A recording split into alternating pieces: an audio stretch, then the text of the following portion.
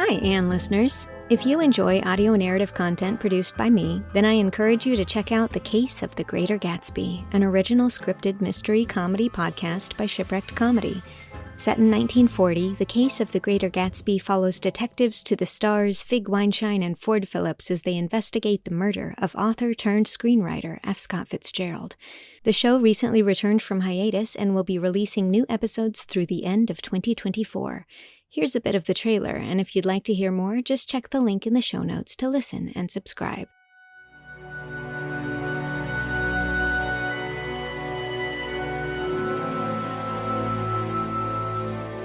Hollywood, 1940.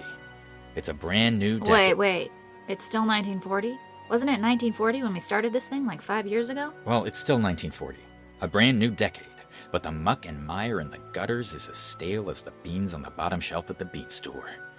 City of Angels? Sure, pal. Keep dreaming. The name's Ford Phillips, and after solving the mystery of F. Scott Fitzgerald's murder, I'm back with a whole new case and the craziest cast of... Whoa. We didn't solve F. Scott Fitzgerald's murder yet. Are you kidding me? We started this thing like 5 years ago. It's not done yet? Sorry, boss. This is a trailer for the second half of the season. The name's Fig Weinstein, and in addition to solving crimes, reminding people I used to be an ace reporter, and accidentally putting both legs through one leg of my wide-legged trousers, I'm also very good at keeping track of what this podcast is about. And I, for one, can't wait.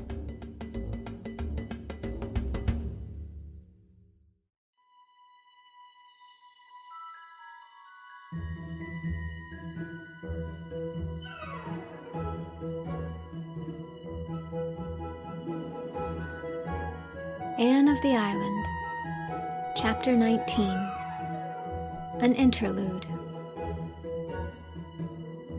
To think that this is my 20th birthday, and that I've left my teens behind me forever, said Anne, who was curled up on the hearth rug with Rusty in her lap, to Aunt Jamesina, who was reading in her pet chair.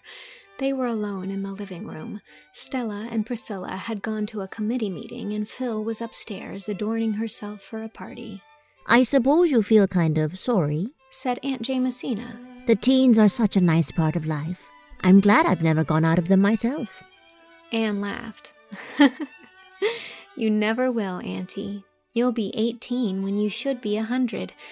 Yes, I'm sorry, and a little dissatisfied as well. Miss Stacy told me long ago that by the time I was 20, my character would be formed for good or evil. I don't feel that it's what it should be. It's full of flaws. So's everybody's, said Aunt Jamesina cheerfully. Mine's cracked in 100 places. Your Miss Stacy likely meant that when you are 20, your character would have got its permanent bent in one direction or t'other, and would go on developing in that line. Don't worry over it, Anne. Do your duty by God and your neighbor and yourself, and have a good time. That's my philosophy, and it's always worked pretty well. Where's Phil off to tonight? She's going to a dance, and she's got the sweetest dress for it. Creamy yellow silk and cobwebby lace.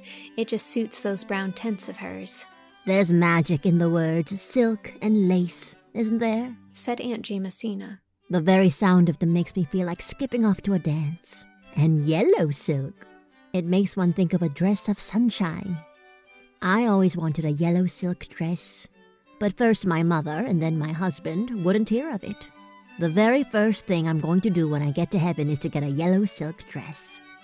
Amid Anne's peal of laughter, Phil came downstairs, trailing clouds of glory, and surveyed herself in the long oval mirror on the wall. A flattering looking-glass is a promoter of amiability, she said. The one in my room does certainly make me green. Do I look pretty nice, Anne? Do you really know how pretty you are, Phil? Asked Anne in honest admiration. Of course I do. What are looking-glasses and men for? That wasn't what I meant. Are all my ends tucked in? Is my skirt straight? And would this rose look better lower down? I'm afraid it's too high. It'll make me look lopsided. But I hate things tickling my ears.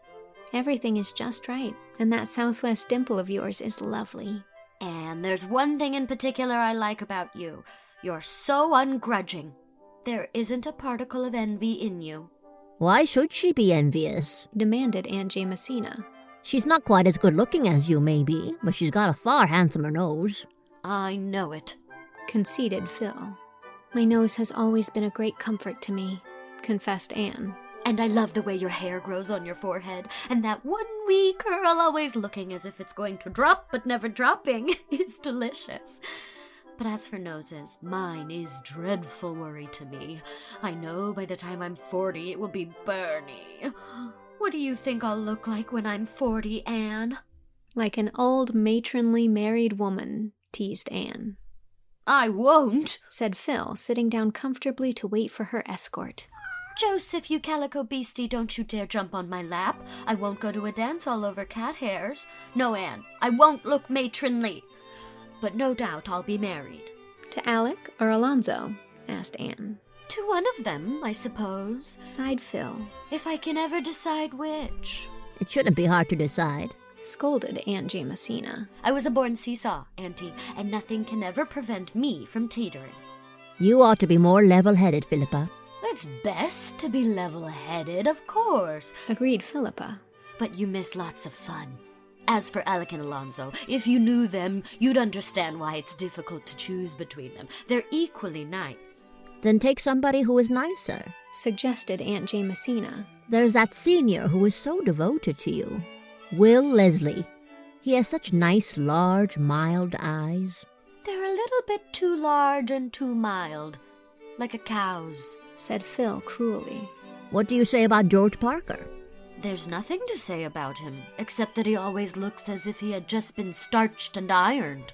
Mar Holworthy, then. You can't find a fault with him. "No, he would do if he wasn't poor. I must marry a rich man, Aunt Jamesina. That, and good looks, is an indispensable qualification. I'd marry Gilbert Blythe if he were rich." "Oh, would you?" said Anne, rather viciously. "We don't like that idea a little bit, although we don't want Gilbert ourselves, oh no," mocked Phil. "But don't let's talk of disagreeable subjects. I'll have to marry sometime, I suppose, but I shall put off the evil day as long as I can." You mustn't marry anybody you don't love, Phil, when all's said and done, said Aunt Jamesina. "Oh, hearts that loved in the good old way have been out o' the fashion this many a day," trilled Phil mockingly. "There's the carriage. I fly. Bye-bye, you two old-fashioned darlings." When Phil had gone, Aunt Jamesina looked solemnly at Anne. That girl is pretty and sweet and good-hearted. But do you think she is quite right in her mind by spells, Anne? "Oh, I don't think there's anything the matter with Phil's mind," said Anne, hiding a smile. "It's just her way of talking." Aunt Jamesina shook her head. Well, I hope so, Anne. I do hope so, because I love her. But I can't understand her. She beats me. She isn't like any of the girls I ever knew, or any of the girls I was myself. "How many girls were you, Aunt Jimsy?" About 6, my dear.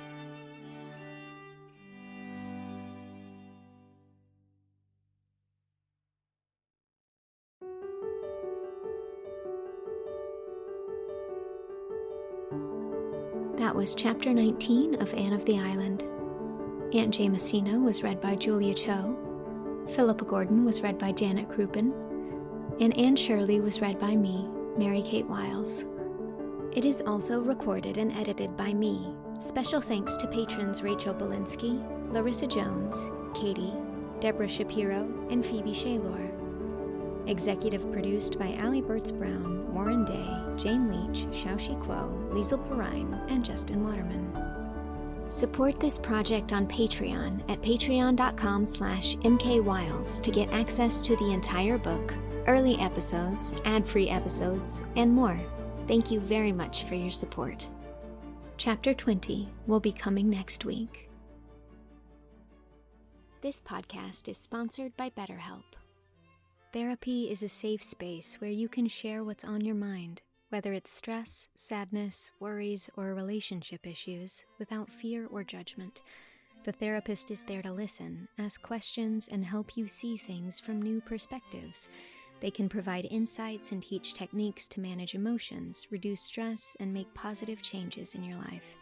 While therapy can be costly, there are affordable options available, like online therapy platforms. BetterHelp is the sponsor of this episode, and they are on a mission to make starting therapy easier. BetterHelp is a platform where therapists and their clients can communicate effectively and get the most out of therapy. Starting therapy is easy with BetterHelp. Fill out a questionnaire and you will match with a therapist in as little as a couple days. One of the best features of BetterHelp is that if the first therapist doesn't feel like the right fit, you can easily switch to another one until you find someone you really connect with. They carefully make sure therapists on the platform are well qualified, and their customer support team is there to help if you have any questions. If you're struggling and think you'd benefit from a therapy session, click the link in the description or go to betterhelp.com/Anne and get 10% off your first month of therapy.